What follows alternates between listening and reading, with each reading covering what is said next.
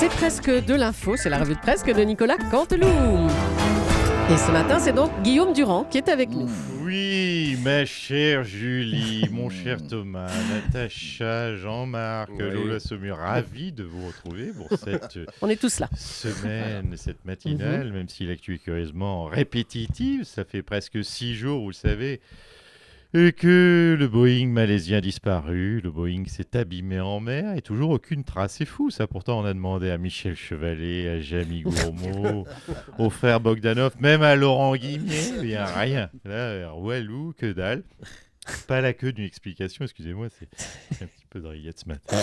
A priori, les experts pensent que l'avion s'est abîmé en mer. C'est marrant ce doux euphémisme, abîmé en mer. De mémoire, le Rio-Paris était aussi très très abîmé, je crois qu'il est d'ailleurs toujours à l'atelier.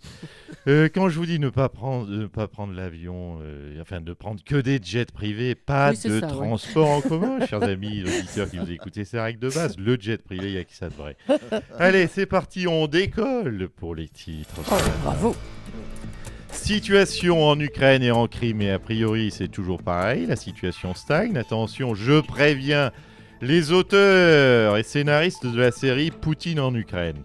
Nous, téléspectateurs, on commence tout doucement à se lasser. Ouais, je le dis gentiment, encore 3 jours sans rebondissement et on n'en aura plus rien à foutre. Un petit peu d'ailleurs comme la Syrie. Hein. C'est cruel, mais c'est la triste vérité, que voulez-vous.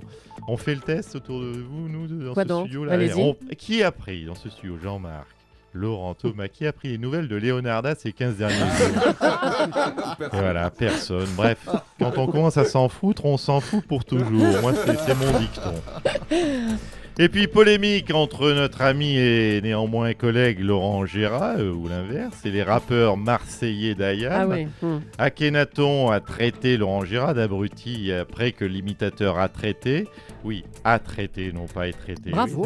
Oui, très bien. Je sais qu'il y a un certain qui serait tombé dans le panneau dans ce studio. Car à la différence, mon cher Laurent Cabrol, qui avait l'air ébahi, à la différence de avant que, qui implique une notion d'éventualité, après que, marquant que l'on considère le fait comme accompli, introduit une subordonnée dont le verbe doit être mis à l'indicatif. Exactement. Voilà. Bravo, Guillaume, pour cette leçon. Wikipédia, l'Académie française, c'est tout, et j'ai fait un copie-colle. Voilà. Donc, je reprends. Après que notre ami et collègue imitateur a traité les rappeurs marseillais d'alphabet, donc on rappelle aux Marseillais, aux rappeurs, aux gangs, aux malfrats et aux milieux corses qui se sont fait insulter, humilier, uriner dessus par Laurent Gérard, que Laurent est tous les matins au 22 rue Bayard, dans le 8e arrondissement. Il arrive aux alentours de 7h30, 7h45, voilà. Ils peuvent trouver un point d'accord ou des points de suture. Enfin bref, que tout cela se règle pacifiquement. On est bien sûr, vous l'avez compris, pas là pour mettre de l'huile sur le feu. Mais non. Et puis disparition, le chroniqueur de Jean-Marc Morandini, le sympathique Bastien Millot, notre Gatsby le magnifique à nous, a choisi de quitter Europe. Hein, donc c'est un petit peu triste. On ne verra plus sa Lamborghini jaune garée rue François 1er, ni son hélico qui se passe poser délicatement sur le toit d'Europe 1 en narguant Denis Oliven devant sa vitre. Sa suite au Georges V restera désespérément vide. Rest in peace, on ne t'oubliera jamais, cher Bastien. Oui, mais enfin, il n'est pas mort, hein, encore pour l'instant. Merci, Guillaume. Ton est toujours un petit peu mort. Mauvaise nouvelle pour Nicolas Sarkozy. Les agendas restent utilisables par la justice. Heureusement, il a un fidèle défenseur. C'est Jean-François Copé. Bonjour, monsieur Copé. Ah, vous êtes en colère ce matin. Qu'est-ce qui se passe encore? Écoutez, je ne supporte pas cet acharnement contre mon ami Nicolas Sarkozy parce que vous savez ce qui va se passer à cause de la gauche. Écoutez, je le vois arriver comme l'appartement du fils Fabius. On ne voit pas, mais vous avez très envie de nous le dire apparemment. Mais écoutez, la justice va garder les agendas de Nicolas. Elle va les consulter, elle va tomber sur les rendez-vous avec Mémé Shampoing et Kadhafi, avec des sommes d'argent en face compromettantes. Et à cause de la gauche, Nicolas Sarkozy ne pourra pas se présenter en 2017. Et moi, bien sûr, par amitié, mais qu'est-ce que je voulais que je fasse, hein, par fidélité, je n'aurai pas d'autre choix que de me présenter pour venger mon ami qui croupira en prison. Bravo la gauche, merci. Un peu gonflé quand même, Jean-François Copé. Mais on va s'adresser directement à Nicolas Sarkozy, tiens, qui se dit harcelé par les juges. Vraiment, monsieur Sarkozy? Mais je crois que vous ne vous rendez pas compte de la situation. Vous riez, là, monsieur Morandini. Mais c'est d'une violence inouïe. moi me mettre sur écoute alors que je suis hors de tout soupçon. Pardonnez-moi, c'est quoi ça bien les bruitages à la régie. c'est pas ouf. Pardonnez-moi, c'est mon portable. Oh, dis donc, la sonnerie Alors, portable. Paul Bismuth, j'écoute.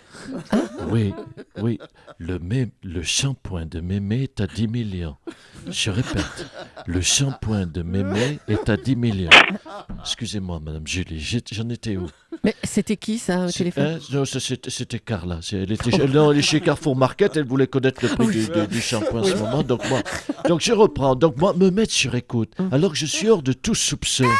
Nous avons une... Qu'est-ce que c'est que ça? Ah, c'est encore une sonnerie ça. Oui, non, ça c'est... Non, pardon, excusez-moi. Les sonneries à la mode. C'est mon deuxième portable, excusez-moi. Allô, Jacqueline Bismuth, j'écoute. Oui, alors le tapis de Bernard doit être protégé. Je répète, le tapis de Bernard doit être protégé. Pardonnez-moi, je raccroche. Mais enfin, c'est quoi cette histoire de tapis cette fois-ci alors Tapis, c'est rien, c'est mon fils. Il est chez là, il m'appelle de chez Mondial Moquette. Oui, donc moi, un citoyen honnête, ah merde, putain, c'est le troisième portable. Il est où le Ah, elle est troisième bien portable? cette sonnerie là. Oui. Hein Merde, pas celui-là, c'est le quatrième. Non, c'est pas celui-là non plus. C'est lequel qui sonne. Oh merde! Alors, ça y est, c'est bon. Oui, allô, Steven Bismuth, j'écoute. Oui, le Kadhafi, écoute, le Kadhafi Duck est enterré. Le Kadhafi Duck est enterré. Alors, cette fois-ci, c'était quoi? Pardon, non, c'est la petite Julia qui voulait voir un dessin animé. Et j'ai dit, va voir Daffy Duck. Bon, bref, on en était où là? Non, bah écoutez, tant pis, on laisse tomber. Parlons d'autre chose.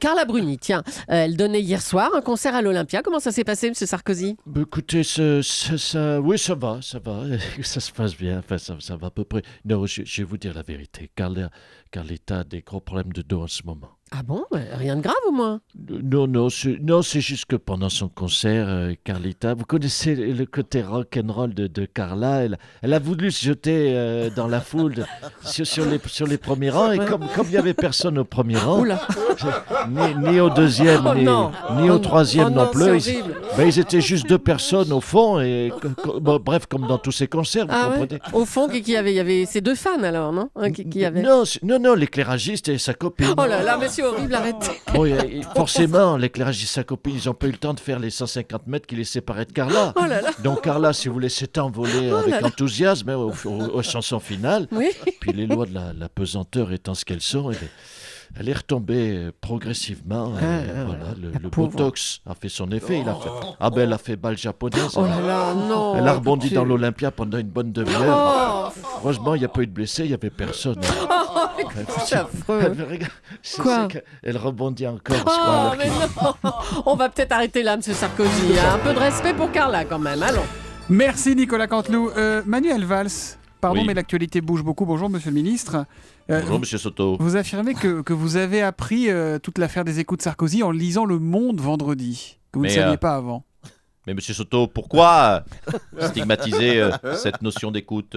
Je ne vous cache pas les choses, monsieur Soto. Oui, aujourd'hui, vous êtes vous-même actuellement sur écoute. J'espère. Vous savez, Ça vaut mieux. oui, c'est plutôt bon signe. Vous avez raison, monsieur Morandini l'est aussi.